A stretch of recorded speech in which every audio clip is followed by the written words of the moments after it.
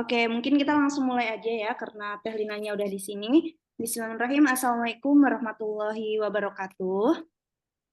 Waalaikumsalam warahmatullahi wabarakatuh. Alhamdulillahirrabbilalamin. Wassalatu wassalamu ala asrofil anbiya'il mursalin.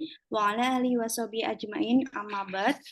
Oke, karena Teh Linanya udah di sini, sebelum kita mulai acara untuk pendapat keberkahan untuk belajar kita hari ini, alangkah baiknya kita memohon keberkahan dari suratul Fatihah dulu gitu ya. Ala hadiniyah wa kuliniyatin sholihah. Al-Fatihah.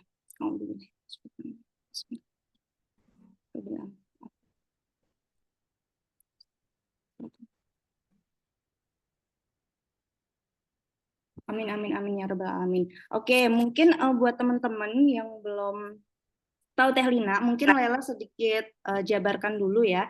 Teh Lina ini siapa gitu. Jadi beliau adalah seorang content creator yang dimana pembahasannya itu tentang head. Teman-teman pasti udah nggak asing juga dengan Teh Lina. Terus beliau juga mempelajari ilmu haid ini dari Ustazah Amiro Alauddin. Jadi untuk sanatnya itu udah jelas gitu ya. Jadi teman-teman nggak perlu khawatir akan salah atau gimana gitu. Insya Allah udah jelas gitu. Nah terus sebelum kita mulai untuk ngaji malam ini, Lela mau menyampaikan juga terkait buku yang saat ini akan kita bahas. Mana nih? Aduh. Ada ini buku tuntunan sholat dan di sini pembahasannya itu ada tentang head, tentang sholat dari dari wudhunya sampai toharohnya sampai headnya, terus ada istihadah sampai nanti nifas. Nah untuk webinar kali ini itu ada teman-teman bisa berkesempatan untuk memperoleh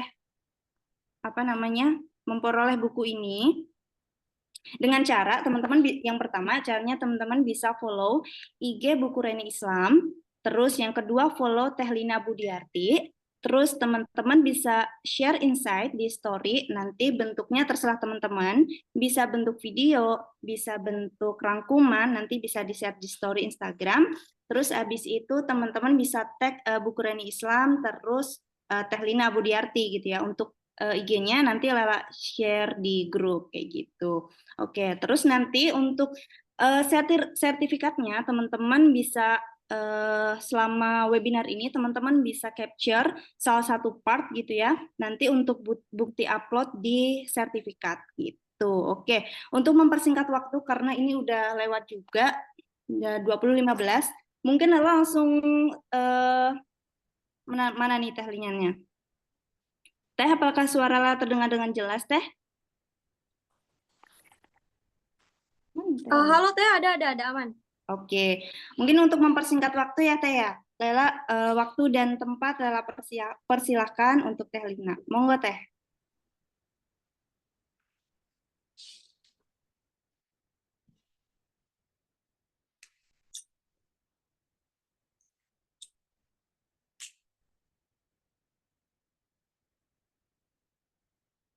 Oke, mohon maaf ini agak error ini kenapa ya? Subhanallah, sebentar. Nah, ada ya. Ada teman-teman Telin? Ada Teh. Ada ya, Masya Allah, tabarakallah. Baik teman-teman. Bismillahirrahmanirrahim. Assalamualaikum warahmatullahi wabarakatuh. Waalaikumsalam warahmatullahi wabarakatuh. Yuk, mana yang belum on cam? Boleh on cam dulu ya, Telin tunggu. Yang belum on cam, monggo ditunggu sama Telin.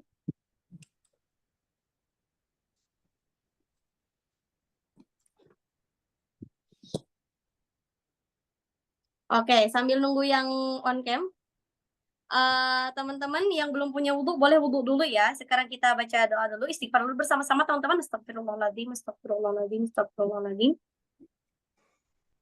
Bismillahirrahmanirrahim. Allahumma salli ala sayyidina Muhammadin fil awwalin wal akhirin. Rabbi shrah li sadri wa yassir li amri wa hlul min lisani yafqahu qawli. Raditu billahi rabba wa bil islami dina wa bi Muhammadin nabiyya wa rasulah. Rabbi zidni ilman warzuqni fahman birahmatika ya arhamar rahimin. Oke, baik teman-teman. Alhamdulillahirabbil alamin. Wa bihi nasta'in wa ala umuri dunya waddin wa ala alihi wa sahbihi wa barik wasallim. Amma ba'd. Mohon maaf sebentar teman-teman.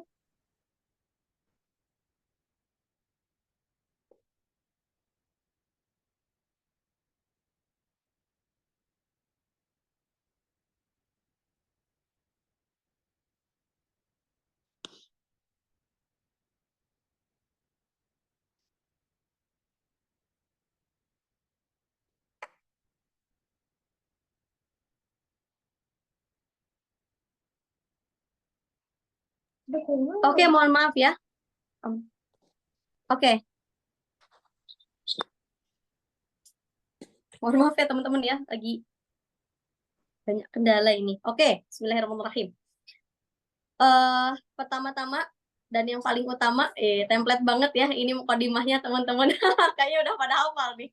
Gak apa-apa, ikutin aja ya, biar bisa suatu saat teman-teman bisa dakwah, bisa jadi apa namanya pembimbing umroh ya kan, pasti ngomong terus mukadimah kayak gini kan kalau misalnya mau kajian atau apa gitu kan, Masya Allah ya. Oke teman-teman, pertama-tama dan yang paling utama, marilah kita panjatkan puji dan syukur kepada Allah Subhanahu Wa Taala ya. Kalau bukan karena rahmat dan rahimnya, kita nggak mungkin ada di Zoom ini gitu.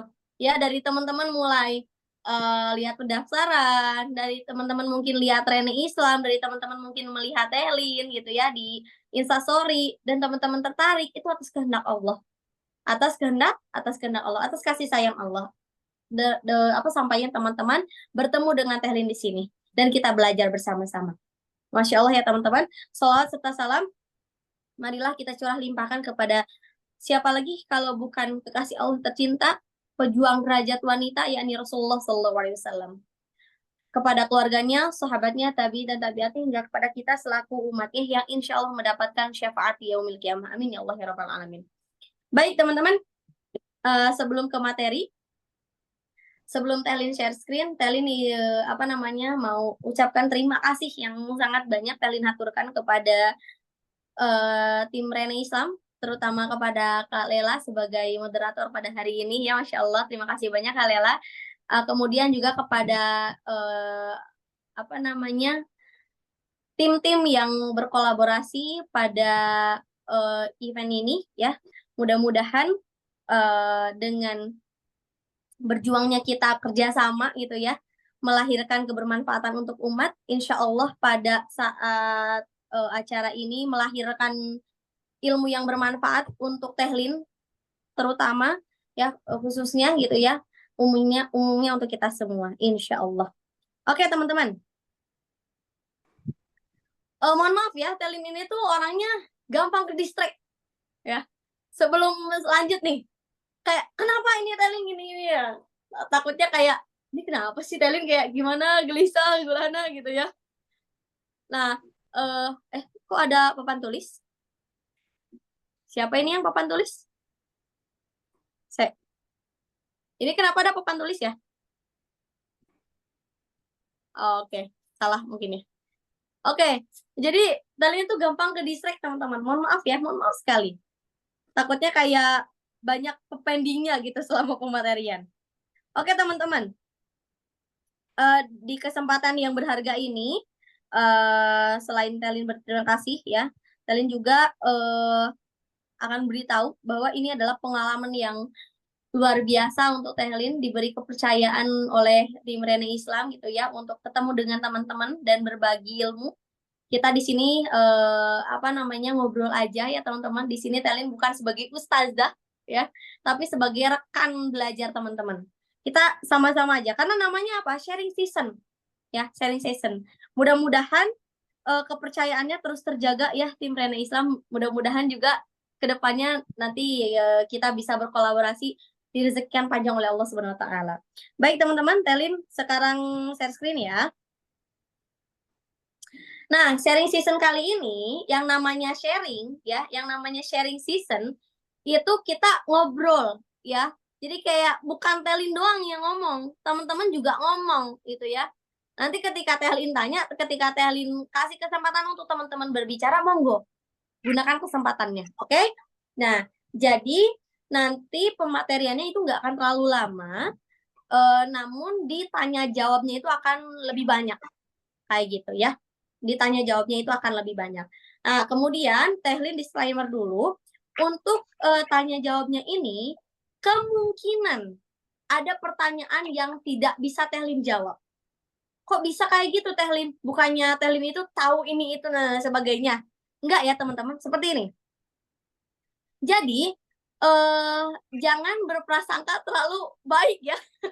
Maksudnya kayak gini, jangan berekspektasi tinggi. ketika mungkin teman-teman melihat di sini Tehlin sebagai konten kreator dakwah yang share ilmu-ilmu terkait fikih wanita, kemudian teman-teman berprasangka kalau oh Tehlin ini berarti pakar ilmu fikih wanita banget nih. Ya, mau saya tanya gimana pun pasti bisa kejawab. Itu enggak. Ya, enggak kayak gitu. Tehlin ini fakir ilmu sampai kapanpun. Jadi masih sama-sama belajar, oke? Jadi nanti ketika ada pertanyaan yang tidak bisa dijawab, belum bisa dijawab, lebih tepatnya, Tehlin akan pelajari pertanyaannya ya bersama guru Tehlin, dan kemudian nanti mungkin akan dijawab melalui Kak Lela ya, nanti di-share di grup atau mungkin lewat instastory-nya Tehlin. Seperti itu ya teman-teman ya. Nah, kenapa nggak langsung dijawab aja Tehlin? Kenapa harus dipelajari dulu pertanyaannya? Karena ilmu agama itu sensitif teman-teman. Ya, ilmu agama itu sensitif. Maksudnya sensitif itu tanggung jawab dunia akhiratnya itu wah luar biasa sekali. Jadi kalau salah sedikit bisa fatal. Nanti jadi kehancuran untuk Tehlin sebagai orang yang menyampaikan. Nah, maka sesuai amanat guru-guru Tehlin, nah ini juga untuk teman-teman. Ya, untuk teman-teman, nggak berlaku untuk Tehlin aja, untuk semuanya. Ketika kita misalnya mendapati pertanyaan dari orang lain, kalau kita belum bisa jawab, maka kita simpan dulu pertanyaannya dan kemudian kita tanyakan kepada guru kita. Jangan dijawab sesuai opini pribadi. Oke? Nah, guru Tehlin amanat ketika kamu sekarang sudah punya popularitas, jangan sampai memiliki gengsi yang mana jadi kehancuran untuk kamu. Maksudnya seperti ini, ketika kamu saya ditanya terus kamu nggak tahu, kamu jangan bilang atau jawab sesuai opini kamu. Kamu berani aja bilang nggak tahu dan saya akan pelajari. Ya, jangan karena masa aku yang dakwah tentang fikih wanita nggak tahu, gengsi dong gitu kan. Jangan kayak gitu. Nanti popularitasnya takut popularitasnya turun apa gimana lah ya, jangan. Ya, harus berani bilang nggak tahu, kata guru Tehlin. Supaya apa? Supaya ilmunya berkah. Seperti itu ya, teman-teman ya. Oke, lanjut aja sekarang kita masuk ke wah, 241. Keren banget ini. Luar biasa ya, teman-teman semuanya. Oke. Di sini kita akan membahas terkait hal-hal yang harus diperbaiki oleh wanita saat beribadah. Dan ini ada di buku Tuntunan Sholat Wajib dan Sunnah sesuai teladan Rasulullah SAW, karyanya Ustadz Irja Nasrullah. Dan Tehlin udah teleponan sama beliau tentunya ya, sebagai penulis dan sebagai guru Tehlin juga. Kita sharing-sharing, wah banyak sekali teman-teman ya, kayaknya nggak cukup dalam satu kali telepon. Sedangkan Tehlin di sini kan di Indonesia, beliau sedang menempuh pendidikan di Mesir. Masya Allah ya teman-teman, mudah-mudahan guru kita semua Ustadz Irja Nasrullah bisa menempuh pendidikan dengan baik ya, kemudian lulus dengan baik juga dan diridhoi Allah Subhanahu wa taala. Baik teman-teman. Nah, nanti akan Tehlin spill halamannya ya. Yang belum baca nanti Tehlin akan spill halamannya. Oke, apa saja hal-hal yang harus diperbaiki oleh wanita ini? Banyak banget ya. Sebenarnya dalam ibadah itu banyak banget. Namun kita khususkan di fikih ibadah. Yang pertama, yang paling basic adalah di toharoh, teman-teman. Ada yang tahu toharoh apa? Bersuci. Iya, betul, bersuci ya, teman-teman. Nah, bersuci di sini meliputi bersuci dari hadas dan bersuci daripada najis. Bersuci dari hadas dan najis ini berbeda ya, teman-teman. Kalau bersuci dari hadas ini meliputi badan saja. Sedangkan kalau najis itu meliputi anggota tubuh, pakaian, dan tempat. Seperti itu. Contohnya seperti apa, Tehlin? Kalau hadas itu kayak gini, teman-teman. Ibarat kata teman-teman, mohon maaf, habis kencing. Nah, itu hadas kecil. Teman-teman berada di hadas kecil. Habis kentut, itu hadas kecil. Habis haid, hadas besar. Maka harus mandi wajib untuk menyucikan hadas besarnya. Kalau untuk menyucikan hadas kecil, berwudu, tayamum, dan sebagainya. Ya, tayamum juga bisa sih untuk bersuci hadas besar, namun ini ada beberapa ketentuan dan nggak mungkin Tehlin rincikan di sini ya, karena bakal sampai subuh kayaknya. Oke, lanjut lagi teman-teman. Sekarang bersuci dari najis. Misal ibarat kata teman-teman ada cicak di atap, terus ini apanya? Kotorannya misalnya. Di sini aja yang dibersihkan, jangan seluruh badan. Kenapa? Karena nggak jadi hadas. Cukup di sini saja najisnya, di sini ya di sini saja dibersihkannya. Oke? tempat misalnya ada, mohon maaf, kotoran kucing, jangan dipel seluruh rumah. Pel di sekotak sepetak yang kena kotoran kucing. Kalau dipel seluruh rumah, nantinya jadi kena najis semuanya. Ya, kalau misalnya ndak diambil atau ndak disucikan dulu ainiahnya. Nah, itu bersuci dari najis. Jadi berbeda ya. Bersuci dari hadas dan najis itu berbeda. Seperti itu ya, teman-teman ya. Nah, kemudian kesalahan yang terdapat di bab toharoh ini ya, di ibadah toharoh ini untuk wanita khususnya itu ada di wudhu ya, di wudhu ada banyak sekali. Kemudian juga ada di fikih darah wanita. Jangan salah teman-teman, fikih darah wanita ini termasuk juga kepada bab toharoh. Kenapa? Habis haid kita mandi wajib enggak? Mandi wajib. Masuk ke bab toharoh? Masuk. Kalau misalnya seorang perempuan istihadah, apakah dia wajib untuk sholat? Wajib. Bagaimana tata cara wudhunya? Bagaimana tata cara istinjanya? Nah, itu juga masuk kepada bab toharoh. Nah, ini nih yang yang masih banyak keliru. Mungkin kekeliruan ini lahir karena kejahilan. Teman-teman paham jahil? Jahil di sini bukan jahil ya, ngedorong temen ke kolam ikan apa gimana, bukan. Jahil di sini adalah ketidaktahuan. Ya, kejahilan itu ketidaktahuan. Nah, maka hati-hati teman-teman, ketika kita nggak tahu maka akan lahir kesalahan-kesalahan yang mungkin fatal. Ya, makanya ilmu itu sepusing apapun kita pelajari itu akan melahirkan kemudahan untuk hidup dunia akhirat kita. Seperti itu ya. Nah, jadi kalau misalnya kita nggak tahu ilmunya, maka akan sering ngadat. Apa itu ngadat? Oke, lanjut lagi. Sampai mana tuh? Kan ke distract lagi nih. Harus pending dulu. Nah, jadi kalau misalnya kita nggak tahu ilmunya, oh bagaimana tata cara istinjanya orang istihadah, wudhunya orang istihadah, itu kan ya, kemudian mandi wajibnya wanita yang baru bersih dari haid, baru suci dari haid, itu seperti apa ya. Nah, itu kalau misalnya nggak tahu ya akan timbul kesalahan-kesalahan. Nah, jangan-jangan kita ini banyak kesalahan karena kita nggak tahu atau nggak mau mempelajari selama ini. Hati-hati ya. Oke, next slide.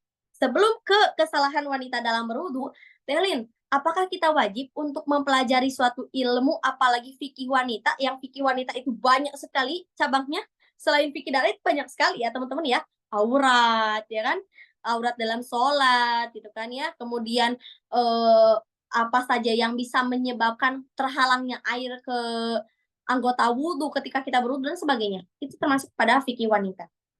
Nah, wajib itu fardu ain ya teman-teman. Fardu ain ini adalah kewajiban yang bersifat pribadi, tidak bisa diwakilkan oleh siapapun. Ya, maka ketika teman-teman tidak mau mencari ilmu ini, tidak mau mencari tahu ilmu ini, dosanya untuk teman-teman sendiri. Ya, Telin kan kalau nggak tahu nggak apa-apa, nggak dosa. Ya, kalau nggak tahu nggak apa-apa, nggak dosa. Daripada tahu terus nggak ngamalin, ya kan? Bener nggak Telin? Nah, ini nih yang salah. Ini salah kaprah teman-teman. Kalau kita nggak tahu, sadar nih kita nggak tahu, oh iya aku belum paham nih ilmu ini. Sedangkan misalnya aku sudah mengalami, ibarat kata teman-teman udah haid nih di sini, tapi belum pelajari ilmu haid. Maka ya ketika kita sadar kita nggak tahu dan nggak mau cari tahu, itu maka ketidaktahuannya menjadi siksa. Hati-hati ya teman-teman. Jadi nggak ada kata-kata kalau nggak tahu nggak dosa, kalau nggak tahu dosa. Sampai kapan? Sampai teman-teman mau mencari ilmunya. Nah, dengan teman-teman mengikuti webinar ini bagus sekali. Berarti teman-teman ada niat untuk mau mencari tahu. Mudah-mudahan terus ya, teman-teman ya. Jangan cukup di webinar ini aja. Oke? Lanjut lagi. Sekarang yang pertama, tidak memperhatikan sesuatu yang menyebabkan tidak sampainya air ke udah next slide belum? Udah ya? Oke, udah. Tidak memperhatikan sesuatu yang menyebabkan tidak sampainya air kepada kulit anggota wudhu sebelum berwudhu. Contohnya apa? Nah, ini kesalahan perempuan. Banyak sekali, ya, apalagi sekarang. Pertama, make up. Apalagi waterproof. Hati-hati itu. Eyeliner waterproof. Apalagi waterproof jadinya ya. Waterproof. Apalagi blush on waterproof. Inu banyak lah pokoknya ya. Foundation. Belum kalau misalnya pakai yang basic dulu itu, yang biar kuat si make upnya. Hati-hati itu. Kalau cuma pakai air nggak bisa, Neng. Pakai micellar water banyak sekarang. Pakai yang cocok di kulit kamu. Sebelum wudhu, budayakan pakai micellar water dulu. Hapus make up dulu. Nggak rugi kok. Cuma berapa menit paling kalau make up. Terkecuali kalau misalnya mungkin teman-teman yang berjam-jam make upnya ya. Ya. Nah itu hati-hati. Apakah boleh? Nah maskara katanya. Iya betul Kak Jannah. Nah ya apalagi maskara tuh. Terus teman-teman, Talin, apakah boleh kita sholat sambil pakai make up? Maksudnya bukan sholat terus make upan gini ya, bukan. Maksudnya kita dalam keadaan pakai make up, terus kita sholat. Boleh nggak? Boleh. Tapi harus dalam keadaan teman-teman memegang wudhu. Ya. Jadi gini, nih ada tips dari Talin. Ibarat kata teman-teman mau ke kondangan jam 12. Teman-teman wudhu dari jam 9. Karena dandannya lama banget tuh. Sampai jam 12 ya. 9, 10, 11, 12, 3 jam. Ya, belum pakai ini salah belum apa eyelinernya dihapus lagi. Aduh ini miring enggak sama ya kan? Lama sekali misalnya. Dari jam 9 teman-teman udah wanti-wanti berwudu dulu sebelum make up. Dijaga wudunya sampai jam 12 sebelum ke kondangan teman-teman sholat zuhur dulu. Monggo, boleh. Tapi ibarat kata di tengah-tengah make up teman-teman batal. Kentut misalnya, ya udah micellar water beraksi lagi gitu kan ya. Seperti itu teman-teman. Jadi hati-hati nih make up ya. Kemudian yang kedua, selain make up, hati-hati skincare. Aku mah nggak perlu pakai make up, mau natural aja. Skincare juga hati-hati menghalangi air sampainya ke kulit ya. Hati-hati. Seperti apa? Sunscreen. Ya, terus apa lagi? Moisturizer. Itu banyak sekarang kandungan-kandungan yang kayak jadinya licin gitu loh teman-teman kalau kena air. Betul? Ya? Betul tidak? Nah, hati-hati. Pakai micellar water lagi itu. Beraksi lagi micellar water ya. Kayaknya laku sekarang di zaman sekarang micellar water itu. Teman-teman seperti itu ya, harus pakai micellar water dulu. Karena kalau misalnya enggak ya minimalnya mungkin pakai pencuci wajah ya, kayak misalnya facial wash apa gitu, teman-teman pakai apa lah ya itu. Boleh. Kemudian aku nggak pakai skincare, nggak pakai make up Lin. Aku lebih natural lagi. Aku cuma pakai hand body. Hati-hati. Hand body care juga sama. Ini licin. Kalau tangan, dari tangan sampai ke siku, itu juga anggota wudhu yang wajib terbasuh. Maka kalau misalnya terhalang oleh body care kita, ya, oleh hand body kita, ya udah. Nggak sah. Gitu ya. Jangankan seluruhnya, lipatan saja. Nah, ini ada di poin ke-2 ya. Lipatan saja. Nih, teman-teman, coba lihat siku sendiri ya, tapi jangan dibuka di kamera. Nanti lihat siku sendiri. Coba di sini berkerut. Di gini, ini yang berkerut gitu ya. Kok hilang? Lah hilang Telin ya. Nah, ada. Ya, sikunya berkerut, teman-teman. Banyak kerutan betul? Ya. Nah, itu hati-hati. Kalau lipatan-lipatannya tidak terkena air saat berwudu, tidak sah wudunya. Maka harus digosok. Ya, jangan cuma cur aja kena keran. Gitu ya. Nah, seperti itu. Oke. Nail art itu. Boleh nggak Telin pakai nail art waktu sholat? Boleh. Tapi sebelumnya pakai punya wudu dulu, gitu kan ya. Sama kayak tadi make up. Ya, sama kayak make up. Boleh nggak Telin pakai kutek waktu lagi sholat? Boleh, mangga. Tapi sebelumnya harus punya wudu dulu. Paham tuh? Oke, lanjut lagi. Bulu mata palsu. Nah, ini nih. Ada yang tahu eyelash extension gitu-gitu? Ya, banyak sekarang tanam bulu mata. Itu selain haram, hati-hati, Neng. Selain dosa haram, itu juga tidak masuk itu, tidak nyerap air wudunya. Ya, udah wudu, udah sholat, gak sah, gitu kan. Haram iya, dosa iya. Nah, hati-hati teman-teman ya. Dan lain-lain. Nah, ini banyak sekali ya. Hati-hati teman-teman. Yang kedua tadi, tidak memperhatikan lipatan-lipatan tubuh karena tergesa-gesa. Gitu-gitu doang. Ya, hati-hati itu teman-teman. Makanya kenapa dianjurkan setiap basuhan itu berapa kali? Setiap basuhan itu berapa kali? 3 kali. Iya, betul ya. 3 kali. Lanjut lagi. Tapi yang wajibnya itu berapa kali sih, Telin? 1 kali. Yang wajibnya. Namun kalau sunnahnya itu 3 kali. Ya.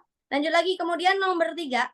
Nah, ini nih. Selain pada wanita, ini laki-laki juga banyak nih yang keliru. Di zaman sekarang. Kenapa? Karena nggak aware. Nggak memperhatikan ilmu fikih.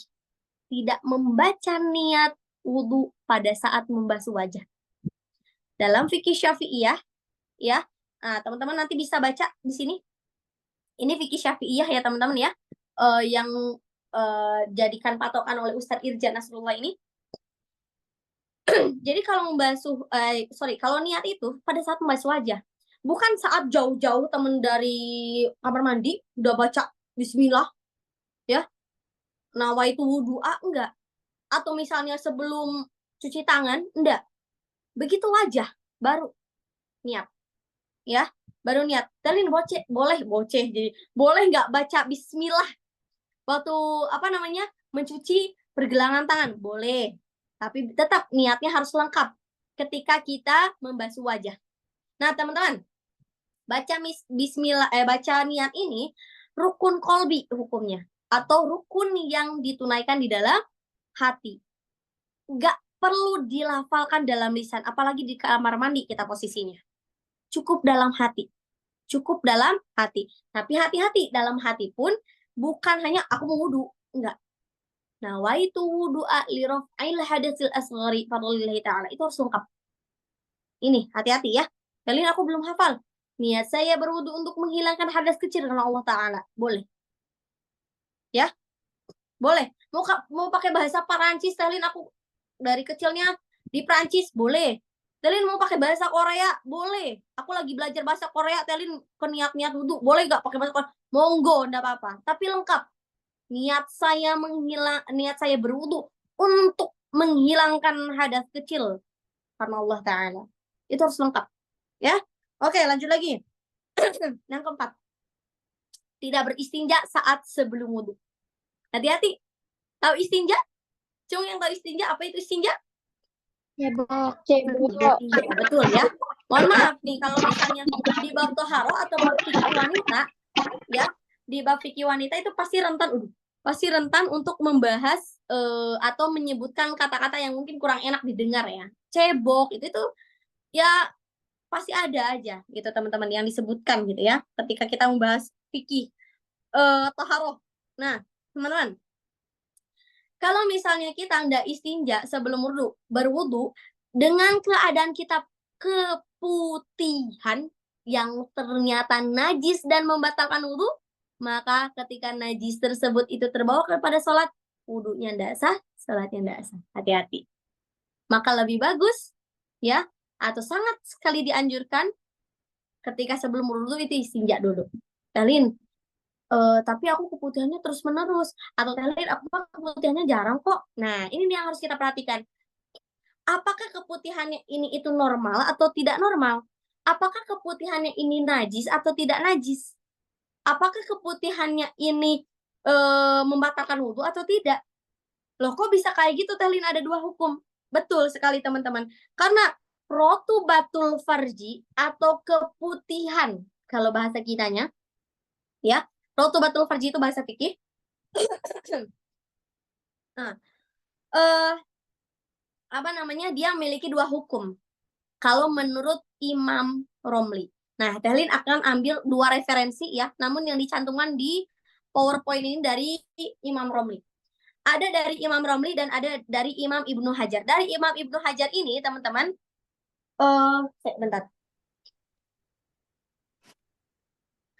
Dari Imam Ibnu Hajar ini dan Imam Romli ini sama-sama Syafi'iyah. Namun, memang ya teman-teman, kalau ikhtilaf atau perbedaan pendapat dalam satu mazhab itu juga diwajarkan. Apalagi berbeda mazhab itu wajar yang luar biasa pokoknya ya. Wajar yang luar biasa. Wajar hal yang biasa gitu ya teman-teman. Benar-benar yang sudah lumrah banget lah intinya. Jadi kalau ikhtilaf apalagi dalam fikih itu sudah hal yang benar-benar biasa banget. Jadi jangan karena kita beda pendapat terus kita jadinya cekcok. Nah, jangan ya teman-teman ya. Oke, nah ini juga dijelaskan rotubatul farji oleh Ustadz Irja di dalam bukunya. Ya, apa itu rotubatul farji? Rotubatul farji adalah cairan atau keringat ya yang bercampur dengan cairan yang berasal dari dalam farji. Nah, cairan yang berasal dari dalam farji ini apa saja? Dijelaskan dalam buku ini di halaman 18 ya teman-teman, di halaman 18. Kalau teman-teman udah punya bukunya, monggo dibuka. Di halaman 18 ada dua cairan yang kemungkinan keluar dari kemungkinan besar keluar dari farji wanita. Apa saja? Ini cairan selain darah ya teman-teman. Yang pertama wadi dan yang kedua itu mazi. Nah, hati-hati, wadi mazi jangan ketuker. Neng di sini udah lebih lebih jauh dari umur baliknya tapi belum bisa membedakan wadi dan mazi. Hati-hati. Ya. Hati-hati ini. Wadi itu adalah cairan yang putih kental. Ini ada dijelaskan ya di dalam buku. Kemudian keluarnya itu setelah kencing atau ketika kita kelelahan. Ibarat kata kita udah naik tangga 4 lantai, turun tangga turun naik, tiba-tiba basah, mohon maaf sidi kita. Nah, mungkin itu adalah cairan wadi. Disebabkan karena kita kelelahan. Kayak gitu. Nah, kalau misalnya keluarnya setelah kencing, itu biasanya, nah ini sunnah nih teman-teman. Ketika kita beristinja, nah ini istinja juga dijelaskan di halaman 22 di buku ini benar-benar lengkap banget ya pokoknya teman-teman. Makanya ayo ya, kalau teman-teman mau belajar lebih giat lagi, ini buku rekomendasi juga dari Teh Lin. Di halaman 22, istinja juga dijelaskan. Jadi sunnah ketika kita istinja, ya dianjurkan ketika istinja, setelah istinja, pas lagi istinja, itu kita berdehem 3 kali. Supaya apa? Cairan yang sisa-sisa itu keluar. Kayak gitu ya. Dan ini Teh Lin sudah mengamalkan dari sejak SMP. Nah, ini dapat dari guru-guru Teh Lin juga, teman-teman. Ya, jadi apalagi ini perempuan, ya, ketika kita istinja jangan lupa berdehem 3 kali. Tapi jangan keras-keras banget ya, sampai tetangga pada datang.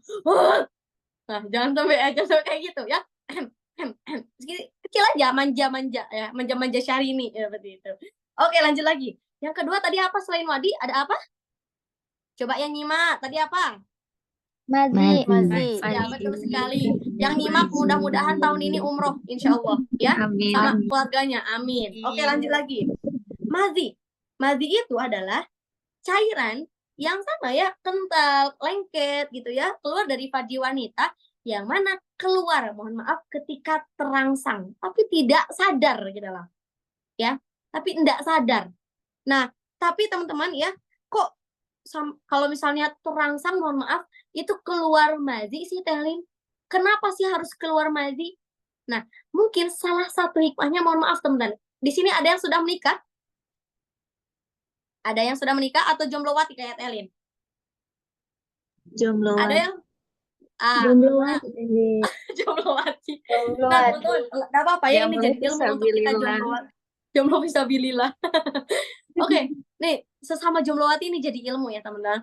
Mungkin salah satu hikmah, bukan alasan ya, salah satu hikmahnya kenapa cairan mazi ini keluar ketika terangsang, itu kalau dalam ber-HB atau berhubungan badan dengan suami kita nanti, supaya menjadi cairan pelumas. Jadi, apa namanya bahasanya, biar gak keset dan gak sakit untuk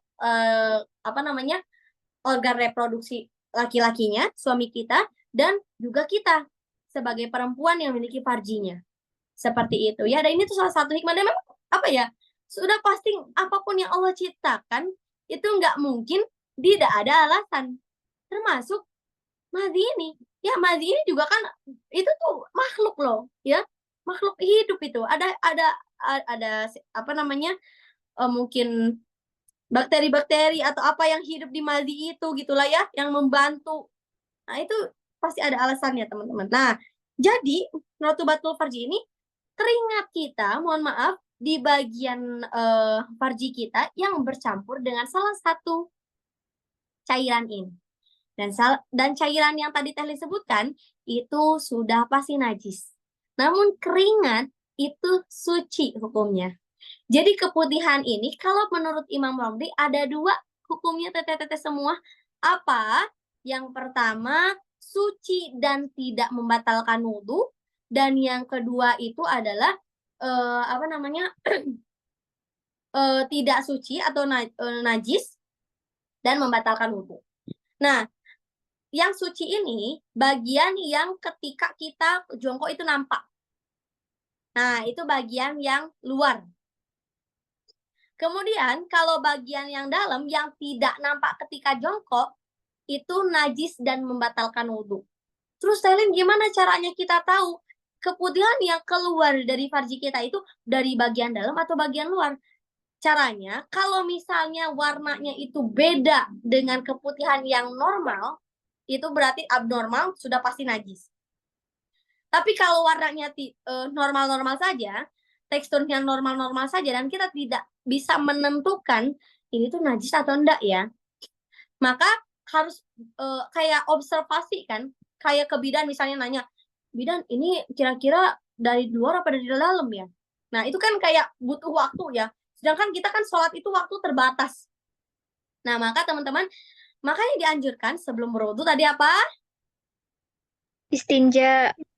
Cakep, istinja dulu ya. Tapi kalau misalnya teman-teman berada di luar rumah yang benar-benar sibuk sekali, misalnya di kantor atau di mana lah gitu, dan nggak bisa teman-teman istinja dulu atau mungkin ganti CD dulu ya, karena kan nggak boleh dipakai tuh CD yang kena bagian najisnya itu. Maka teman-teman boleh mengikuti qaul yang kedua, yaitu Imam Ibnu Hajar. Dan ini qaulnya Imam Ibnu Hajar ini diambil juga oleh Buya Yahya. Teman-teman tahu semua dong ya, Buya Yahya itu siapa? Ya guru kita semua. Mudah-mudahan Allah sehatkan selalu Buya ya teman-teman. Nah, Buya ini mengambil qaul atau pendapatnya Imam Ibnu Hajar, yang mana terbagi menjadi 3 bagian. Kalau tadi Imam Romli berapa bagian? 2. Dua. Ya, kalau Imam Ibnu Hajar itu ada 3, teman-teman. Ini nggak ada di nggak ada di PowerPoint ini, mohon maaf. Karena Telin memang sengaja ambilnya yang Imam Romli saja. Karena yang Imam Romli ini tuh ada juga di kitab Ibanah wal Ifadhah yang sudah Telin pelajari bersama Ning Amirah Alauddin secara langsung. Nah, teman-teman, kalau Imam Ibnu Hajar itu ada 3 bagian. Jadi tidak najis, tidak najis, najis. Tidak najis, tidak najis, najis. Nah, yang tidak najis, dan tidak membatalkan wudhu ini adalah di bagian yang pertama seperti Imam Romli, yang bagian yang nampak ketika jongkok saja, dan yang kedua keluar dari farji wanita yang masih tercapai, mohon maaf sekali, yang tercapai oleh kemaluan laki-laki saat berhubungan. Jadi mohon maaf sekali ya, mohon maaf, ibarat kata segini nih. Nah, berarti sampai jaraknya segini, kalau sedalam farji kita, kalau misalnya segini dari sumbernya gitu ya, sumber keputihannya, maka tidak najis. Tapi yang lebih dalam lagi, yang tidak tercapai, mohon maaf sekali, oleh kemaluan laki-laki ketika berhubungan badan, maka yang lebih dalam lagi itu najis hukumnya. Nah, teman-teman boleh ambil pendapatnya Imam Ibnu Hajar kalau misalnya dalam genting sekali. Ya, saya teman-teman di luar, aduh kayaknya ambil yang Imam Ibnu Hajar aja deh, boleh, tidak apa-apa. Jadi menghukumi si keputihan itu kembali kepada hukum asalnya, yaitu yang keringat tadi suci dan tidak membatalkan wudhu. Paham tuh? Oke, next. Oke, nah teman-teman, sebelum ke sebelum ke rotubatul farji ya, ada namanya pembatalan wudhu. Nah, pembatalan wudhu ini dijelaskan teman-teman di buku tadi ya, di buku Stadi Irja Nasrullah, buku tuntunan sholat sunnah dan wajib sesuai dengan teladan Rasulullah SAW. Nah, seringkali kita menganggap bahwa makan itu membatalkan wudhu, berbicara itu membatalkan wudhu. Itu enggak, ya, enggak membatalkan teman-teman. Teman-teman mau makan 2 piring juga nggak ngebatalin wudhu, enggak. Kecuali sambil kentut makannya, ya. Kalau sambil kentut iya batal. Kalau sambil kentut enggak apa-apa, ya, enggak apa-apa. Nah, jadi makan itu enggak membatalkan wudhu gitu ya. Cukup, dan kalau misalnya terbawa sisa-sisa makanannya gimana? Maka dianjurkan berkumur kalau misalnya makan terus mau sholat. Dalam keadaan teman-teman udah punya wudhu. Cukup berkumur saja. Dalin aku mau wudhu lagi aja, biar lebih bersih aja gitu. Monggo, enggak apa-apa, lebih bagus. Tapi jangan sampai menjadikan persepsi teman-teman kayak, oh berarti kalau makan itu harus wudhu lagi. Enggak. Ya, wajib wudhu lagi enggak. Jangan sampai kayak gitu. Tapi kalau mau wudhu lagi itu lebih bagus. Oke, lanjut lagi yang kedua. Tadi ngomong saat berwudu itu sebetulnya tidak membatalkan, hanya saja dimakruhkan. Makanya sunnah untuk tidak berbicara ketika kita berwudu. Oke? Jadi misalnya umi kita nih, ibu kita manggil-manggil kita wudu. Nak, kacamata umi di mana, Nak? Itu kan urgent tuh misalnya umi, ya kan? Ibu kita urgent. Kita lagi wudu, malah mau gitu-gitu. Nah, salah itu teman-teman. Ya, enggak apa-apa, jawab aja. Di meja, Mi. Di meja, Bu. Enggak apa-apa. Ya, enggak apa-apa. Kecuali kalau misalnya diajak ngobrol sama temen. Ya, enggak urgent kayak tadi misalnya, diajak ngobrol. Sekarang Persib main misalnya gitu kan ya. Lagi wudu di saat Isya gitu. Nah, terus kita nyaut. Oh iya, kita nanti nobar. Nah, itu tuh makruh. Ya, itu makruh lagi wudu. Kemudian kita berbicara. Seperti itu ya. Oke. Lanjut lagi. Sekarang tadi kan Telin bilang kalau misalnya fikih darah wanita ini termasuk pada bab toharoh. Sudah tahu dong ya. Telin sering sekali sharing tentang haid, nifas, dan istihadah di konten-konten Telin. Nah, hati-hati ya teman-teman, ilmu haid, nifas, istihadah itu tidak sesimpel itu. Tapi dengan kita rumit-rumitan, dengan kita puyeng-puyengan, kita akan bisa mudah hidupnya. Pokoknya yakin aja, bakal bisa lebih enteng. Jadi kita tuh nggak gelisah. Ini darah apa ya? Kita harus sholat atau enggak ya? Itu kita nggak dihampiri kegelisahan itu. Kalau apa? Kalau kita sudah memegang ilmunya. Walaupun mungkin ilmu ini tuh salah satu ilmu yang tersulit. Salah satu ya, bukan ilmu yang paling sulit. Enggak. Salah satu ilmu tersulit. Ya, teman-teman. Kenapa? Karena Imam Nawawi saja untuk memahami ilmu ini ya, seperti yang dipostingan Rene Islam, Imam Nawawi saja mempelajari ilmu ini ya, berapa tahun? Ada yang tahu berapa tahun? 9 tahun. Iya, 9 tahun ya. 9 tahun teman-teman, hati-hati. Oke. Maka kita ketika mau mempelajari ilmu ini jangan nyerah, baru juga sekali 2 kali pertemuan udah nyerah. Pusing menghaid, yang penting haid-haid aja lah tiap bulan. Jangan, hati-hati ya. Jangan kayak gitu. Udah ngalamin istihadah baru aja ketar-ketir ya, nyari kesana kemari. Nanya-nanya inu ya kan? Tapi nggak mau tahu dari dasar, hati-hati. Ya, betul kan, pusing Kak Alfi ya. Oke, lanjut lagi. Nah, teman-teman, jadi sebagai perempuan, kita itu akan berpotensi mengeluarkan 3 darah. Apa saja? Nifas, istihadah, haid, nifas, dan istihadah. Hanya ada 3 darah yang keluar dari farji wanita. Tidak mungkin ada yang lain. Mau teman-teman baca di kitab manapun, hanya ada 3. Ya, nggak mungkin ada yang lain. Telin, kalau yang flek-flek itu waktu lagi hamil itu darah apa? Telin, kalau flek-flek nggak pernah hamil atau bukan nggak pernah hamil, belum pernah menikah dan nggak pernah hamil gitu ya, belum pernah mengalami hamil itu apa? Mau flek, mau darahnya banyak, mau darahnya setetes, pokoknya termasuk ketiga kategori ini. Tapi bagaimana darah tersebut memenuhi syaratnya? Kalau memenuhi syarat haid, ya haid. Kalau memenuhi syarat nifas, ya nifas. Kalau ternyata tidak memenuhi kedua syarat nifas dan haid, maka istihadah. Jadi istihadah itu bukan hanya yang lebih dari 15 hari saja. Telin sejujurnya pengen banget ngejelasin ini dari awal. Tapi waktunya nggak cukup. Kecuali kalau teman-teman mau seminggu di Zoom ini, mau sama Telin. Gak mau ya? Ini biar apa? Biar teman-teman nanti ketemu lagi sama Telin. Ya, kita ketemu lagi. Mau katanya.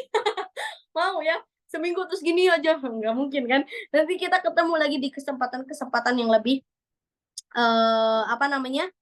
lebih banyak lagi ya. Oke. Telin sedikit spill ya teman-teman.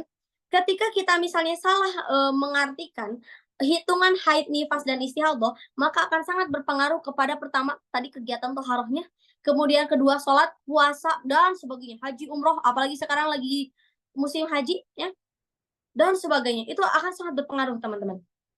Contohnya yang pertama, Telin izin share screen dicoret-coretan ya.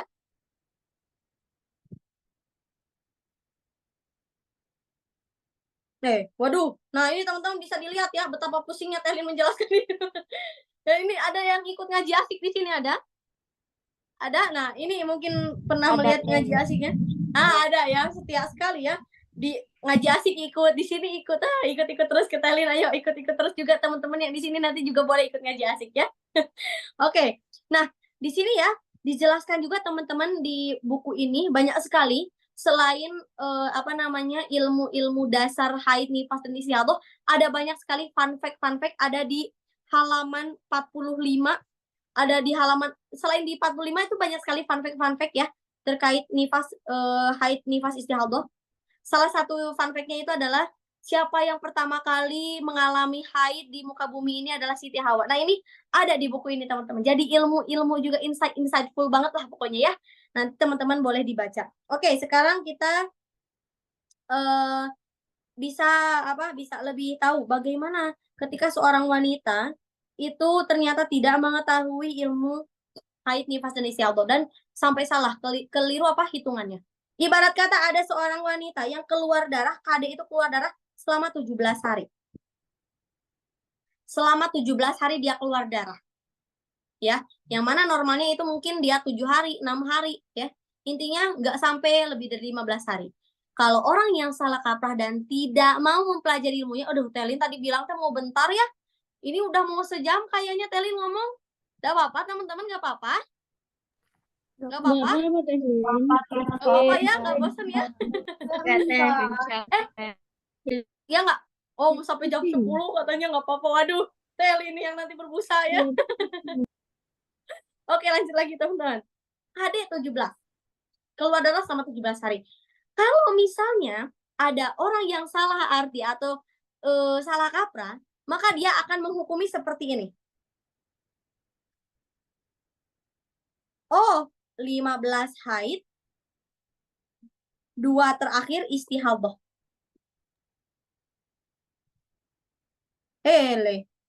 Saya pulpennya. Nah, kalau orang yang salah kaprah pasti gini hukumnya. Atau orang yang belum tahu ilmunya. Ini salah besar. Kenapa salah besar? Karena berpengaruh sama sholat. Ini dia punya qadhaan sholat, teman-teman. Nah, gimana dong Telin cara ngitungnya? Ini gini ya, teman-teman. Istihadah itu banyak sekali kasusnya. Sampai-sampai ketika Telin mempelajari ilmu ini, rumusnya itu banyak sekali. Ada sekitar 16 mungkin. Ya. Tapi yang fardu dipelajari itu ada 2. Dan ini hati-hati teman-teman. Nah, ketika ada seorang wanita keluar darah selama 17 hari, kemudian misalnya ibarat kata ini bulan Februari, di bulan Januari dia ternyata haidnya 5 hari di bulan Januari ya. Di bulan Januari ya haidnya 5 hari. Maka yang 17 ini dia 5 hari haid, 12 istihadah. Tapi ketika ada kejadian seperti ini, dia wajib meninggalkan sholat selama 15 hari pas. 15 hari, 15 malam dia wajib meninggalkan sholat. Kemudian ternyata setelah ada penghitungan ini, oh ternyata saya itu haid istihadah itu dari hari ke-6. Ya, maka sholat yang ditinggalkan dari hari ke-6 sampai hari ke-15 itu saya wajib diqadha sholatnya. Kenapa? Karena ternyata darah itu darah istihadah. Dan ini termasuk kepada penghukuman istihadah taqattу. Hati-hati ya teman-teman, istihadah itu banyak sekali macamnya. Ya, banyak sekali macamnya. Nggak bisa sampai sini ya, nggak bisa sampai sini. Nah, Telin, berarti sesuai kebiasaan kita ya, kalau misalnya kita haidnya biasanya 7 hari, berarti 7 hari haidnya, sisanya istihadah. Nggak kayak gitu ya teman-teman ya. Ini lebih rinci lagi hitungannya. Dan Telin nggak bisa jelasin full di sini juga ya teman-teman. Intinya, dilihat dari siklus terakhir kita. Itu namanya adat haid. Nah, ini bisa mungkin jadi teman-teman jadi kepancing untuk terus mau penasaran sama ilmu ini. Oh, ternyata nggak semudah itu ya untuk memahami. Maka saya harus mau nggak mau untuk mempelajari. Ini istihadah, baru istihadah doang. Iya, semangat ya Teh Alfi dan teman-teman. Nah, kemudian di halaman 46, Ustadz Irja mengambil qauli yang masyhur atau bukan dari Syafi'iyah saja ya. Jadi teman-teman ada yang tahu nifas? Apa itu nifas? Melahirkan. Iya, nifas itu kalau secara bahasa betul melahirkan. Namun kalau boleh Telin jabarkan lagi, nifas itu adalah darah yang keluar setelah janin keluar. Ya. Jadi janinnya harus keluar dulu. Nah, di sini janin, tertulisnya janin. Kalau misalnya, mohon maaf teman-teman, ada yang keguguran, terus keluar darah setelah keguguran itu, setelah bersih ya dari janinnya. Terus keluar darah, itu darah apa ya, Telin? Nifas. Ya, kalau Syafi'iyah. Kalau qaul masyhur, ketika misalnya janinnya ini, mohon maaf, belum sempurna, atau dalam artian ketika keguguran, maka darah yang keluar setelah keguguran itu bukan nifas. Kalau qaul masyhur. Nah, ini di sini diambilnya dari qaul masyhur. Namun ya, kemarin Telin sudah calling dengan Ustadz Irja, Teh, tolong sampaikan nanti ya kepada audiens kalau qaulnya kalau Imam Syafi'i atau Syafi'iyah itu kalaupun misalnya mohon maaf keguguran baru 3 hari misalnya janinnya, atau baru 4 hari janinnya, atau baru 1 bulan, 3 bulan, darah yang keluar sejak itu masuk ke nifas ya, dan wajib kita mandi wajib setelah nifas ya, seperti itu. Oke, lanjut lagi. Nah, itu baru baru istihad tuh teman-teman, hati-hati ya, hitungan haid itu tidak semudah itu. Dan ini dia pentingnya kita untuk mencatat siklus kita. Setiap kita keluar darah itu dicatat. Teman-teman keluar dari tanggal 1, oke. Tanggal 1 jam ngelihat darah itu jam 12.00. Saya belum salat zuhur, berarti punya kodoan zuhur. Warnanya merah, kental, tidak berbau, itu harus rinci. Dan Telin juga mencatat juga sama seperti itu. Wes, ini benar-benar lengkap banget ya bukunya. Teman-teman ayo ya, nanti harus baca buku ini ya. Tapi ingat, kalau mempelajari buku, boleh teman-teman kita belajar dari buku, tapi jangan ngebet untuk share orang lain. Tanyakan dulu ke guru-guru kita, ya.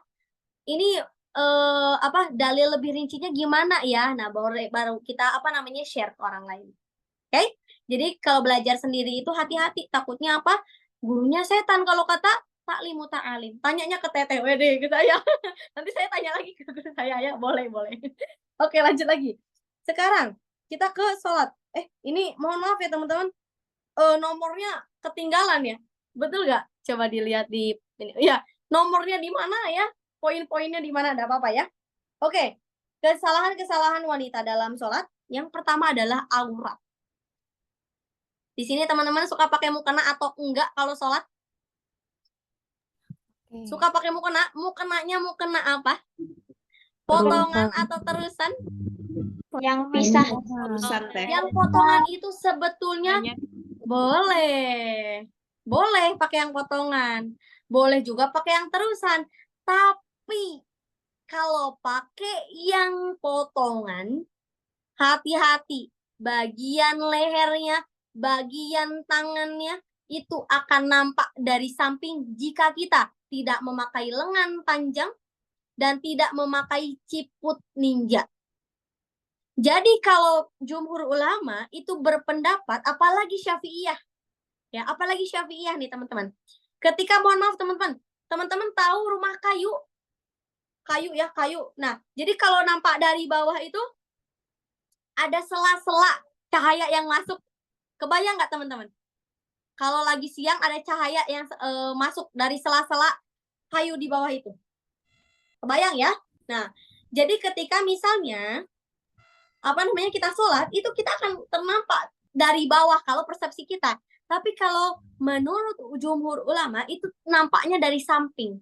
Maka ketika mohon maaf teman-teman pakai mukena potongan, terlihat lehernya dari bawah tadi, terlihat tangannya dari bawah tadi, maka itu tidak sah sholat. Sayang nggak sholatnya kalau nggak sah? Sayang ya. Maka teman-teman perhatikan, Ketika monggo nggak apa-apa pakai mukena potongan, nggak ada yang bilang haram, monggo.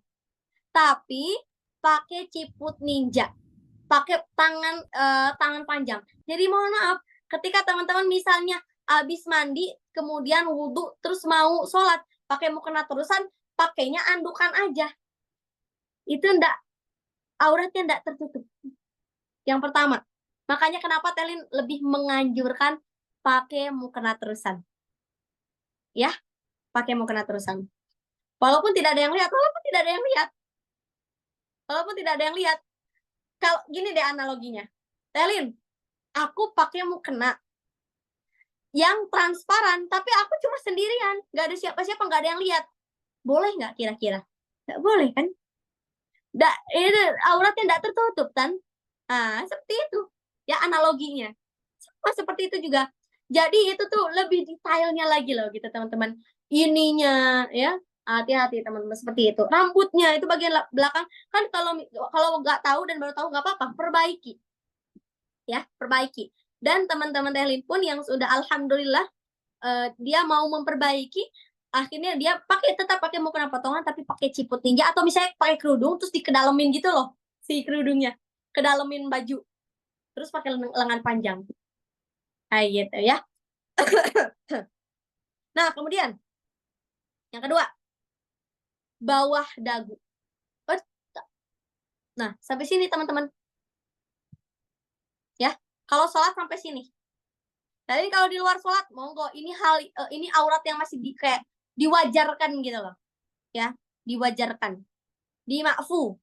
Nah, jadi kalau sholat harus di sini. Kalau di sini nggak sah. Ya, hati-hati. Cuma gini doang kok, ya. Nggak akan merubah keestetikaan wajah kalian kok, ya. Nggak jadi jengsol apa gimana, nggak akan, ya. Taati. Kalau mau saya taati. Dia Telin kayak gini pede-pede aja, ya. Tapi nggak sampai akhir deh teman-teman, nggak pede juga sampai akhir. Kalau dalam sholat, ya harus kayak gini, oke? Bawah dagu iki aurat. Ya, iya banyak sekarang yang biasa saja mungkin karena belum aware sama ilmunya. Hati-hati ya. Oke. Kemudian rambut yang menembus kain. Nah teman-teman hati-hati tuh rambut-rambut baru teman-teman. Misalnya baru pakai sampo ampuh menumbuhkan rambut misalnya. Samponya ini menyebabkan rambut yang tumbuh itu jadi kayak upin-ipin. Dung gitu ya. Keluar sampai menembus mukena gitu. Hati-hati itu aurat. Ya. Hati-hati itu aurat. Dan kemudian Telin dapat amanat dari Ustadz Irja Nasrullah kemarin. Nitip ketika ada seorang wanita atau misalnya siapapun, ya entah itu laki-laki atau wanita, kemudian dia berjamaah dan ternyata imamnya ini batal, dalam artian misalnya ternyata kelihatan nih rambutnya atau kelihatan nih kakinya. Intinya dia batal aja dalam sholatnya. Maka bagaimana sholat makmumnya? Ya. Nah, kalau misalnya makmum itu sholatnya tetap sah pertama, tapi jamaahnya enggak sah. Jadi enggak perlu diulangi. Yang perlu mengulangi sholat itu hanya imamnya saja. Paham tuh? Oke, lanjut lagi. Mantap. Ya. Jadi perhatikan mukena sesuai syariat. Hati-hati ya teman-teman ya. Hati-hati. Oke, lanjut lagi. Kemudian, teman-teman pernah nggak ngedengar ada orang yang ini udah jam berapa nih? Aduh, udah jam 9:11. Teh siapa namanya? Teh Lela. Siapa namanya? Nggak apa-apa Teh, lanjutin. Ini kayaknya teman-teman juga excited sih daripada nanti setengah-setengah gitu kan Teh. Boleh, lanjut aja. Tapi mungkin nanti pertanyaannya jadi dibatas dong. Mungkin nanti kita Q&A aja ya di instastory-nya Rene Islam mungkin ya. Boleh. Di instastory-nya Rene Islam kita Q&A ya teman-teman.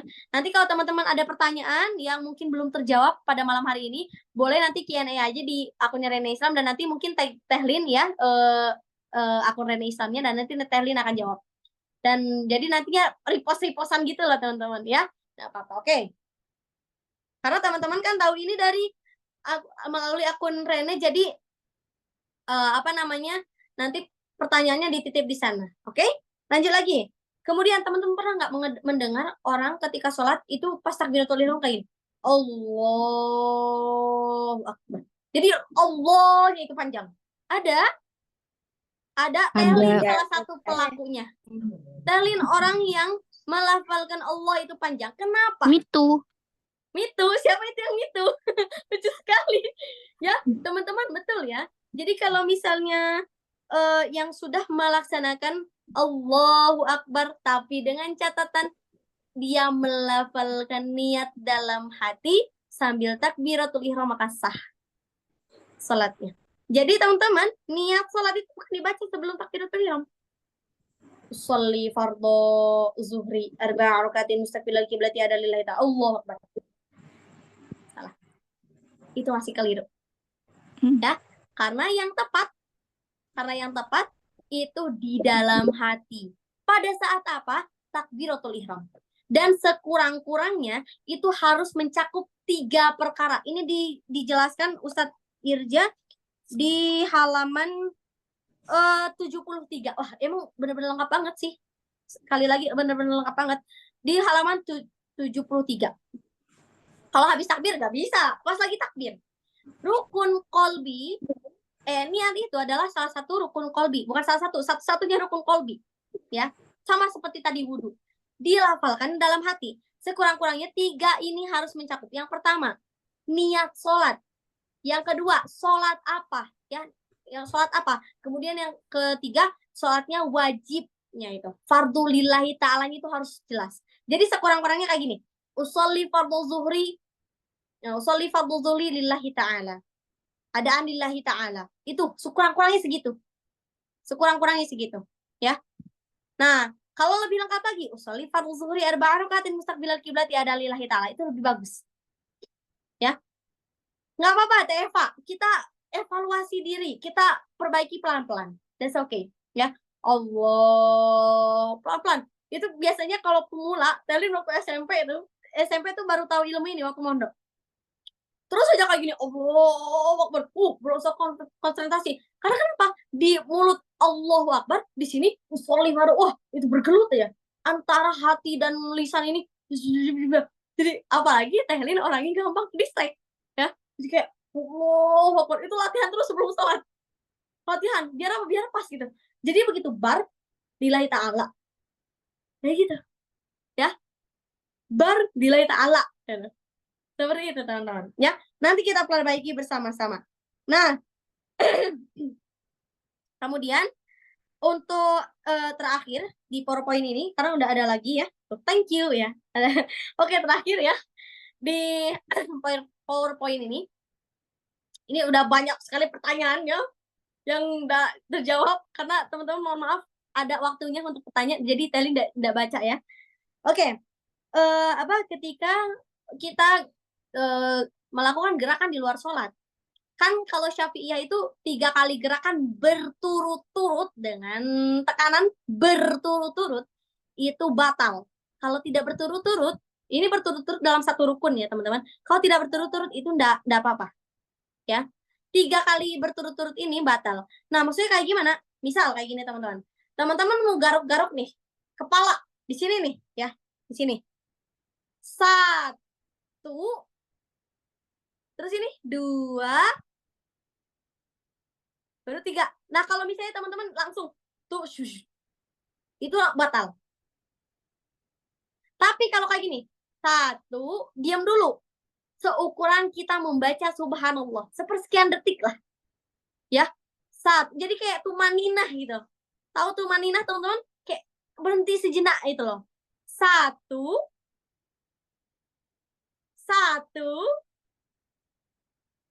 diam, 1. Ya. Kalau misalnya kayak gini boleh nggak Telin? 1, 2. Nah, ini baru. Itu 2 saja. Terus ke sini lagi. 1 lagi. Itu boleh. Jadi dihitung 1 tuh setelah kayak seukuran subhanallah. Tapi dengan catatan ketika ngegaruknya ini hanya 1 jari yang gerak. Nggak boleh gini. Kalau gini 1, 2, 3, 4, 5. Jadi bukan ini ya, 1. Bukan. 1, 2. Nah, ya. Hati-hati. Itu ya. Jadi sebenarnya kuota gerak kita tuh banyak. Paham nggak teman-teman? Kuota gerak. Ya. Tapi yang perlu dipahami itu bagaimana kita kayak ngejedaknya itu gitu ya. Kemudian menahan untuk tidak menggar, itu teman-teman kadang kalau misalnya gerakan-gerakan di luar sholat itu timbul karena godaan setan kayak ngegaruk, ya, nguap, ya kan, bersih aja gitu, ya kan, melihat apa misalnya, itu, ya. Maka apa namanya, kembalikan pada diri kita untuk ayo fokus gitu loh. Ayo fokus, kemudian hindari gerakan yang menyebabkan membatalkan sholat. Yang pastinya ini gerakan di luar sholat ya. Seperti itu. Nah, kemudian ini nih teman-teman Tehlin nitip terakhir banget ya. Janji terakhir banget ya. Dari tadi ngomongin sebentar. Ini Tehlin tahu nggak sih rencana cuma setengah jam tahu Tehlin mau ngomong. Tadinya ya, tapi bablas banget ini. Emang nggak bisa kayak seneng ngomong gitu. Terus kayak kalau ngomong kayak gini tuh ngalir, jadi nggak kerasa. Oke, terakhir. Teman-teman, kalau ngangkat tangan mengawali rokaat itu setiap rokaat angkat tangan atau enggak? Misalnya rokaat pertama, rokaat kedua, rokaat ketiga, rokaat keempat. Ada? Teh. Enggak. Tapi ada nggak yang Ada, Enggak, Teh. ada. Kalau yang betulnya itu di rokaat pertama dan di ketiga saja sunnahnya. Jadi ya betul Kak Putri, cuma pertama dan ketiga. Kenapa? Kalau di rokaat kedua dan rokaat keempat teman-teman mengangkat tangan, itu adalah gerakan yang tidak dianjurkan dalam sholat. Dan yang kedua, itu dihitung gerakan di luar sholat. Maka ketika teman-teman misalnya ngangkat tangan nih di rokaat kedua, Allahu Akbar. 1, 2, 3. Udah batal sholatnya. Hati-hati ya. Kalian kalau hijrah atau memperbaiki diri dari mana dulu? Dari sholat. Bagaimana cara memperbaiki sholat? Perdalam ilmu wudhu dulu. Nah, teman-teman, untuk yang mau mempelajari ilmu wudhu atau sholat lebih dalam lagi, ayo ikut Teh Lela izin promosi. Ikut ngaji asik ya. Karena teman-teman jangan berhenti belajar di sini. Kalian udah buka pendaftaran juga, yuk ikut ngaji asik. Ya. Dan insya Allah kayaknya Teh Lela ini kayaknya kita nggak cukup di sini aja ya. Nanti mungkin bakal ada sharing season lagi ya Teh Lela ya. Karena teman-teman kayaknya nggak cukup cuma 1 kali. Apalagi ini pertanyaan udah numpuk kayaknya ya. Oke, udah janji Telin akan ditepati, cukup sampai seperti itu saja. Mungkin Teh Lela kita batasi sampai 3 pertanyaan aja ya. Kalau misalnya di luar lebih dari 3 pertanyaan, monggo nanti pertanyaannya di question box aja kali ya. Seperti itu. Monggo 3 pertanyaan Tehlin utamakan yang on mic dulu ya Teh Lela ya. Ya, siap. Kalau enggak teman-teman bisa raise hand gitu ya Teh ya. Ya, monggo raise hand. Oke, Kak Andan. Ini mah bukan. Kok yang asing sih wajahnya? Bentar. Teh siapa ya? Aduh, lupa bentar. Teh siapa ya? Aduh. Coba Teh.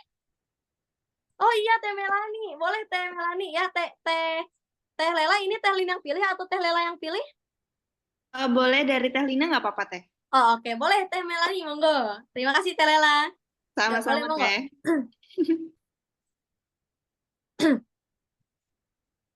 Nggak ada suaranya Teh Melani. Kok nggak ada ya? Open mic-nya dulu Kak, mungkin. Nggak ada. Aduh, kok nggak ada ya? Saya. Sebentar. Udah menyela aja. Ya, boleh. Aduh, Teh Melani coba dicabut itunya. Apa? Takutnya dari Nah, coba Teh. Aku nggak ada ya. Aduh, sedih banget. Teh Melani boleh diketik aja. Tehlin tungguin. Soalnya udah raise yang paling pertama, oke semangat banget gitu kayak nanya. Oke, boleh. Kayaknya kalau offline itu Teh Melani udah gini. Udah gitu deh. Masya Allah ya. Boleh Teh. Siapa Teh Melani?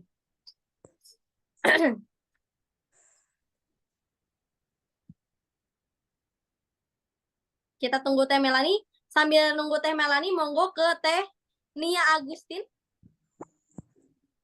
Baik. Assalamualaikum warahmatullahi wabarakatuh, Kak. Waalaikumsalam warahmatullahi wabarakatuh. Baik, terima kasih atas kesempatannya ya Kak. Ini di sini saya Nia Agustin ingin bertanya. Monggo. Bagaimana sih Kak caranya berwudu bagi orang yang cacat karena tidak memiliki tangan, karena diamputasi, sedangkan tangan itu merupakan anggota wudu? Baik, Oke. hanya itu saja, Kak. Terima kasih. Wassalamualaikum warahmatullahi wabarakatuh. Waalaikumsalam warahmatullahi wabarakatuh. Mohon maaf Kak Nia Agustin. Allah itu apa ya? Sangat memudahkan hambanya. Jadi kalau ada kejadian seperti ini, ya mohon maaf sekali. Kalau secara logika, ndak mungkin kita mau menumbuhkan tangan, ya kan? Mau pakai apa gitu kan? Kita mau nyari bibit dari belahan dunia manapun ndak ada. Sudah kodrat dari Allah seperti itu. Misal dari lahir atau misalnya seperti kata Tehnia diamputasi. Itu kan sudah qadarullah. Maka kalau misalnya mohon maaf sekali, karena kan yang rukun itu dari tangan sampai ke siku. Kalau mohon maaf sekali ya, sekali lagi mohon maaf. Kalau misalnya mohon maaf ada sisa bagiannya, itu basuh saja yang sisanya. Tapi kalau mohon maaf, misalnya segini, tidak apa-apa, tidak perlu. Tidak perlu. Ya, cukup yang masih ada anggota wudhunya saja. Seperti itu Tehni. Wallahu a'lam. Makasih Kak. Sami-sami. Oke, Teh Melani sudah? Belum ada nih Teh Melani. Belum ada ya? Masih ngetik Teh Melani? Halo? Belum ada Teh. Oke, lanjut lagi ya. Aduh, bingung nih Teh Lela, banyak banget yuk. Waktunya terbatas Teh, mungkin nanti kita bikin Q&A gitu, dan mungkin nanti ada Iya. part selanjutnya gitu ya Teh ya. Iya, Insya iya. Allah. Boleh siapa? Ya, siapa ya Teh? Aduh, bingung juga nih. Waduh, yang Raisen banyak, yang di ini banyak ya. Kayak mana ya? Mungkin Coba Mbak Nia dulu tuh Kak. Siapa? Mbak Nia.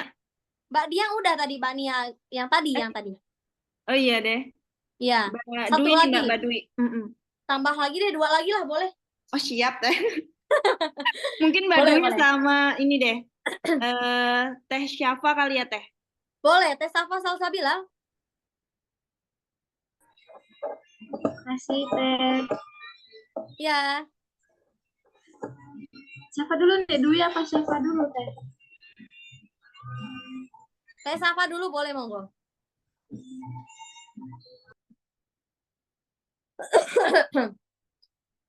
Halo, Teh Safa?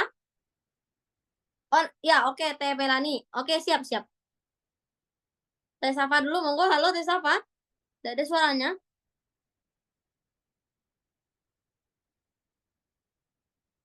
Tidak ada tuh suaranya, Teh. Ini Teh Lin yang salah apa gimana ya? Teh Safa Salsabila, halo. Halo Teh, Ya, yuk. Boleh? tadi mengenai gerakan sholat yang apabila 3 kali berturut-turut itu kan batal. Ya. Namun kalau jeda itu dia tidak batal gitu kan Teh. Jadi bagaimana kalau ngerasa pas saat sholat terus ada rasa was-was, kemudian Safa pernah dengar itu baca surah An-Nas atau meludah ke kanan dan ke kiri 3 kali. Itu bagaimana Teh? Pada saat apa? Pada saat sholat Teh.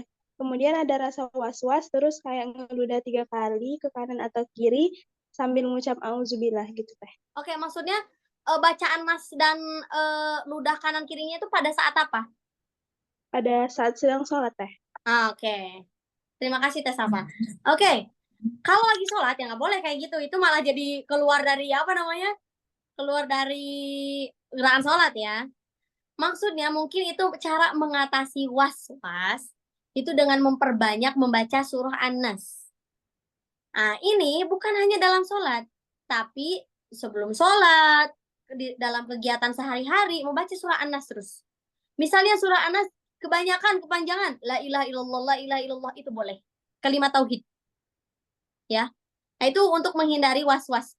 Dan was-was ini terjadi karena bisikan setan. Maka jangan ikutin keyakinan setan, teman-teman.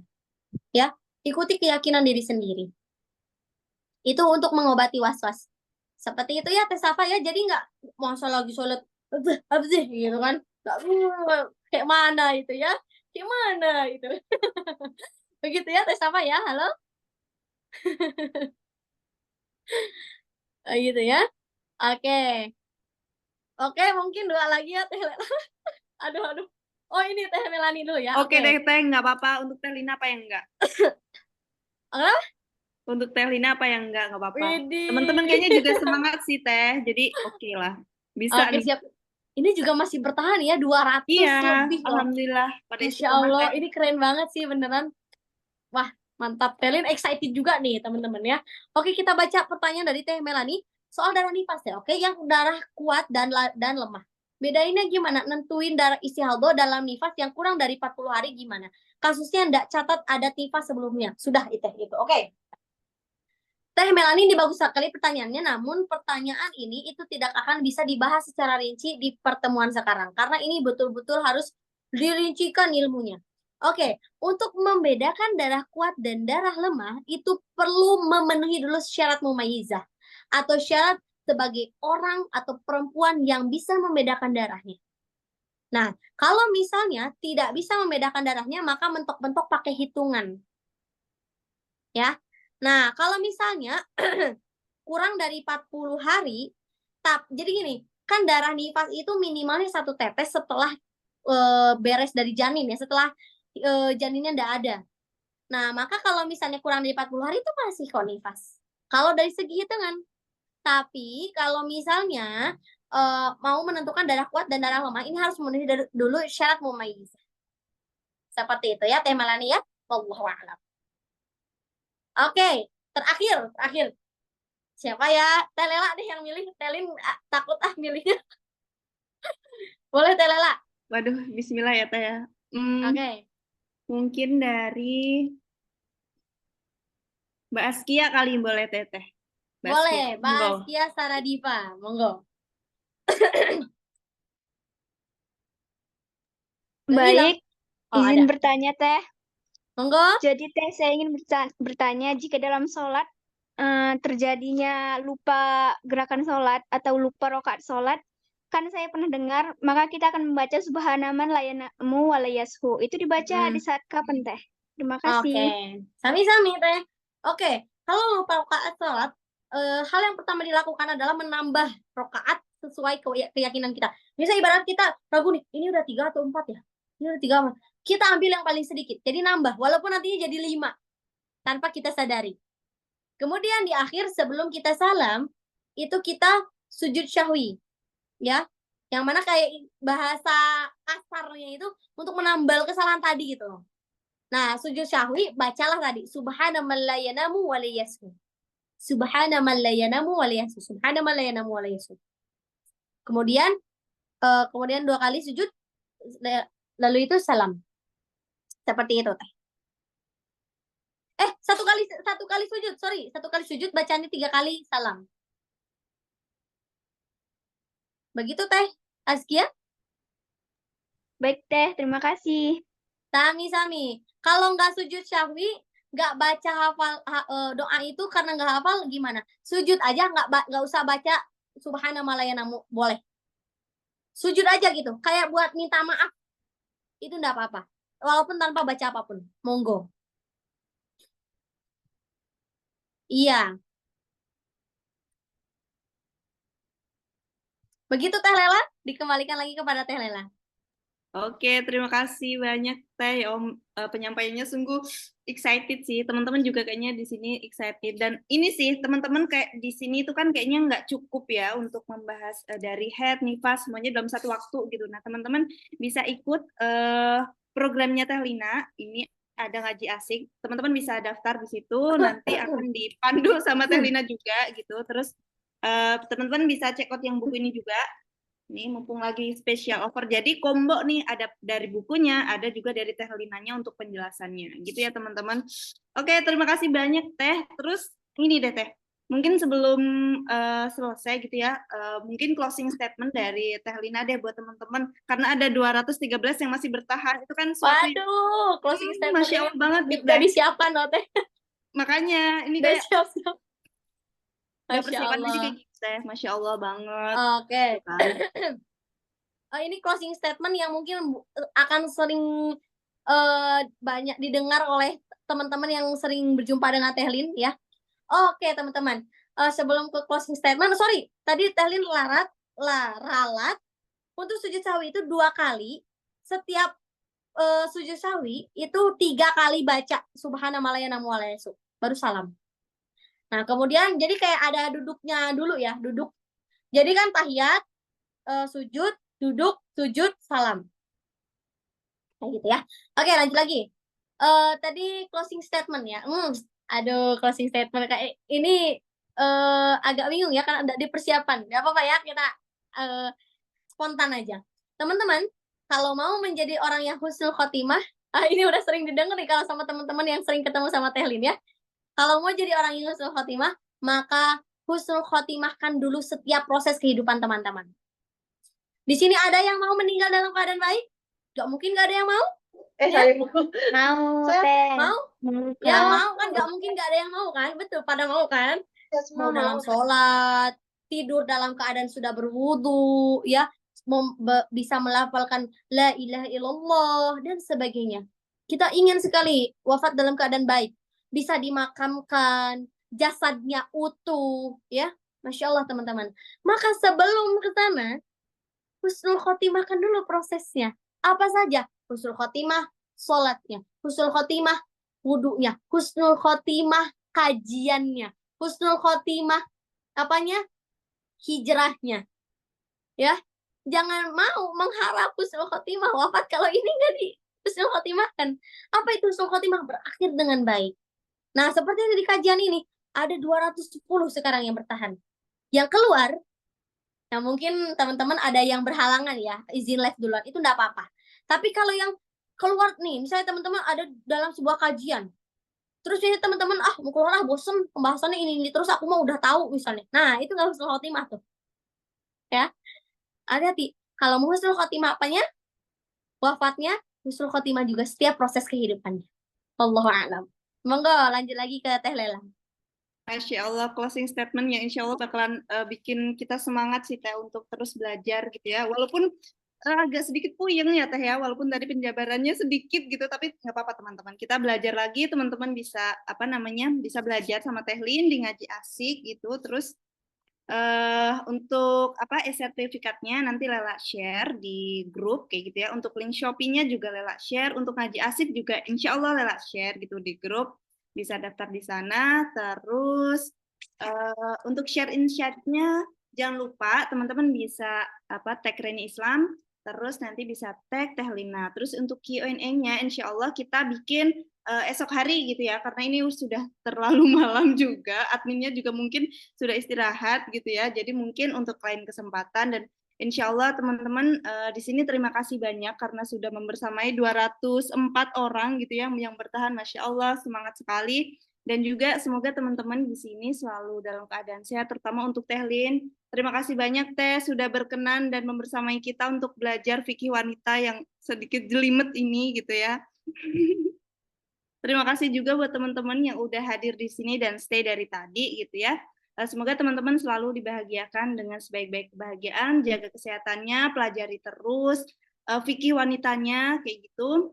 Terus jangan lupa tetap istiqomah di jalan Allah kayak gitu. Terima kasih banyak teman-teman, terima kasih banyak Teh. Mungkin kita langsung foto dulu kali ya Teh sebelum sebelum ditutup.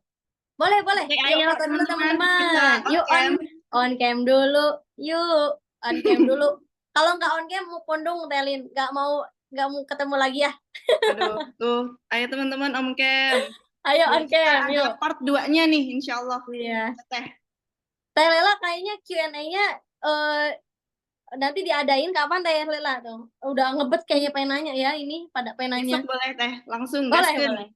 Boleh, gaskan. Besok. Minggu aja Teh, gimana minggu? Minggu pagi nggak apa-apa Teh? Oke, boleh. Siap. Minggu pagi ya teman-teman, nanti stay di Reni Islam, juga stay asik, terus stay di Teh Lina juga. Oke Mbak, operator sudah siap Mbak? Oke, ayo teman-teman buka, kita hitung sampai 3 ya. 1, 2, 3. Slide selanjutnya. 1, 2, 3.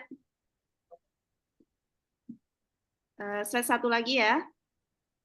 Banyak banget ini yang on cam, Masya Allah. 1, 2, 3. Oke, satu lagi. 1, 2, 3. Oke, Masya Allah. Terima kasih banyak teman-teman. Tetap semangat, tetap menyala wanitaku gitu ya. Untuk belajar. Semangat. Terima kasih Teh. Sehat-sehat selalu. Teman-teman juga jaga kesehatannya. Menyala terus. Kita doa kafaratul majlis dulu ya teman-teman ya. Boleh Teh. Oke, astagfirullahaladzim, astagfirullahaladzim, astagfirullahaladzim. Subhanakallahumma bihamdika asyhadu an la ilaha illa anta astaghfiruka wa atubu ilaik. Mudah-mudahan apa yang disampaikan dan apa yang kita pelajari pada malam hari ini bisa menjadi amal jariah untuk guru-guru Tehlin dan guru-guru kita semua dan bermanfaat dunia akhirat untuk teman-teman semuanya. Juga Tehlin mohon maaf dan minta ampun kepada Allah Subhanahu wa taala atas dosa dan kesalahan Tehlin dalam penyampaian ilmu ini karena itu berasal dari kebodohan Tehlin. Terima kasih banyak teman-teman. Assalamualaikum warahmatullahi wabarakatuh. Terima kasih banyak Kalela dan tim.